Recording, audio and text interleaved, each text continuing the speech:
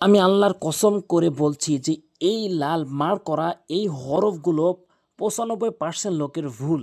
আর ভুল হওয়ার কারণে আপনাদের অশুদ্ধ তেলাওয়াত হয়, আপনার নামাজ ভেঙে যাওয়ার সম্ভাবনা রয়েছে, অর্থ চেঞ্জ হয়ে যায়, যার ফলে গুনাহগার হতে হয়। আসুন আমরা শুদ্ধ করে শিখি।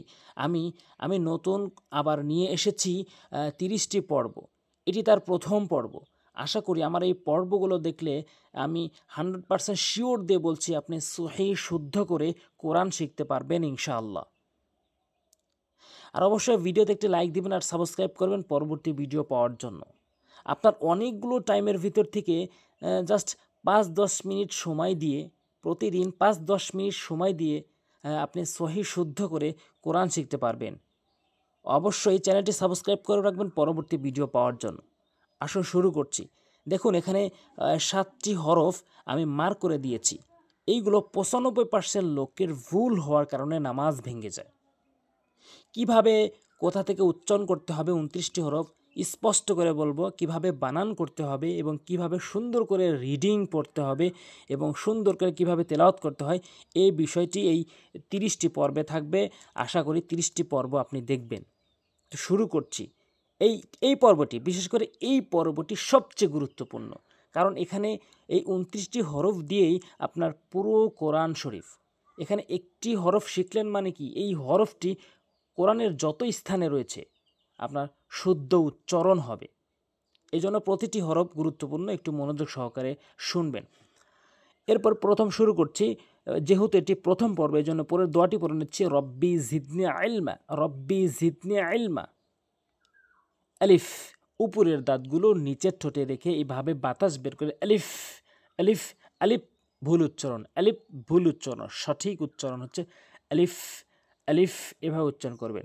এরপর আসুন বা, দুই ঠোঁটের ভেজা অংশ, দুই ঠোঁটের যে ভেজা অংশটি রয়েছে মিলিত করবেন, বা বা বা, এভাবে উচ্চারণ করবেন। এরপর আসুন তা, জিহ্বার আগাটি নিয়ে ভালো করে বুঝবেন কথাটি কি বলছি। জিহ্বার আগাটি উপরের দুইটি দাঁতের গোড়া, উপরে দুইটি দাঁতের গোড়াতে যখন মিলিত করবেন তখন তা সঠিক উচ্চারণ হবে। তা তা তা তা, এভাবে। এরপর আসুন সা, মারাত্মক লেভেলের ভুলগুলোর মধ্যে প্রথম হরফটি হচ্ছে সা, অর্থাৎ জিহ্বার আগাটি নিয়ে সামনে দুইটি দাঁতের আগাতে লাগাবেন। জিহ্বার আগাটি নিয়ে সামনে দুইটি দাঁতের আগা, জিহ্বার আগা দাঁতের আগা, জিহ্বার আগা দাঁতের আগা, মনে রাখবে। সা সা, নর্মালি সা, সা বলবেন না। সা বললে সিনের উচ্চারণ চলে আসলো, সা বলতে হবে, সা। এরপরে জিম, জিহ্বার মাঝখানের অংশটা ভালো করে বুঝবেন। জিহ্বার মাঝখানের অংশটা উপরের তালুর সঙ্গে জিম, এভাবে। এখন যেই হরফগুলো বলবো এই উপরের লাইনের হরফের সঙ্গে মিলবে এবং শেষে দেখিয়ে দিব যে কোন কোন হরফ সেম উচ্চারণ হয়, একটু মার্ক করে দেখিয়ে দিব, শেষ পর্যন্ত দেখার অনুরোধ রইল। এরপরে হা, মারাত্মক লেভেলের ভুলগুলোর মধ্যে আরেকটি হচ্ছে হা। অধিকাংশ লোক হা বলে, সূরা ফাতিহার ওখানে আলহামদু বলে, যার ফলে নামাজ ভেঙে যায়।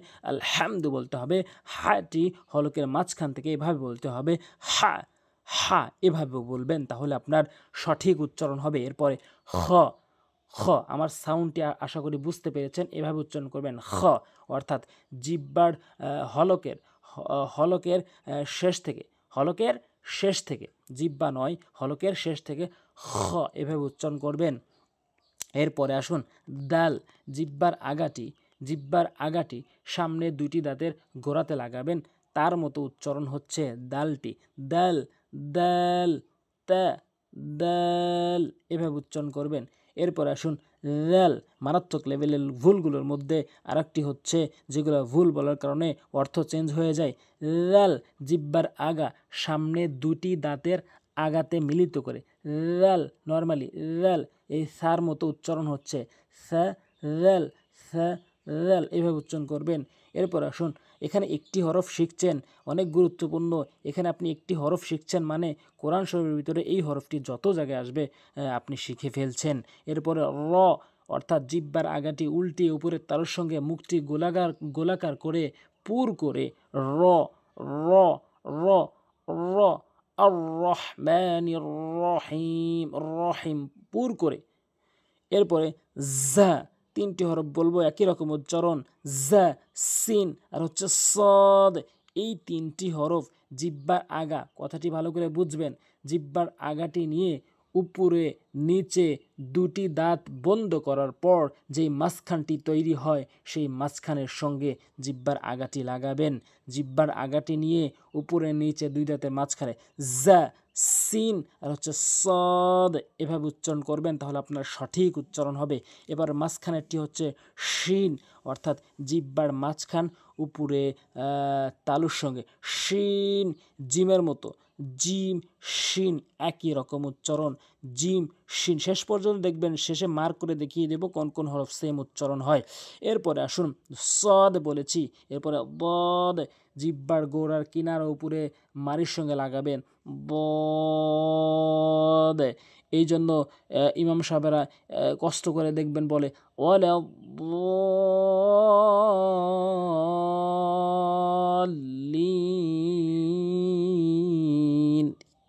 এইভাবে বদ। এরপর আসুন প, প অর্থাৎ জিহ্বার আগাটি সামনে দুইটি দাঁতের গোড়াতে লাগাবেন। এই তিনটি হরফ সেম উচ্চারণ, তা, তা, দাল আর হচ্ছে প, প এভাবে উচ্চারণ করবেন। জিহ্বার আগা সামনে দুইটি দাঁতের গোড়াতে লাগাবেন। এরপরে র, জিহ্বার আগা সামনে দুইটি দাঁতের আগা, সা এবং জালের মতো র। নর্মালি এই মারাত্মক লেভেলের ভুলগুলোর মধ্যে এইটি আর একটি, এইগুলো হরফ খুবই গুরুত্বপূর্ণ, আপনি ভালো করে শিখবেন। র, র। এরপর আইন, হলকের মাঝখান থেকে অধিকাংশ লোক আলহামদুলিল্লাহ রব্বিল আলামিন বলে, যারা আলামিন বলেন তাদের নামাজ ভেঙে যায়। আলামিন হলকের মাঝখান থেকে উচ্চারণ করতে হবে। এই আইনের জায়গায় অধিকাংশ লোক হামজা এনে উচ্চারণ করে, যার ফলে অর্থ চেঞ্জ হয়ে যায়। আলামিন বলতে হবে। আইন, এই দুইটি হরফ রয়েছে হলকের মাঝখান থেকে, হা এবং আইন, হা এবং আইন। এরপরে গইন, গইন হলকের শেষ থেকে 29টি হরফের ভিতরে 2টি হরফ রয়েছে হলকের শেষ থেকে, খ, গইন।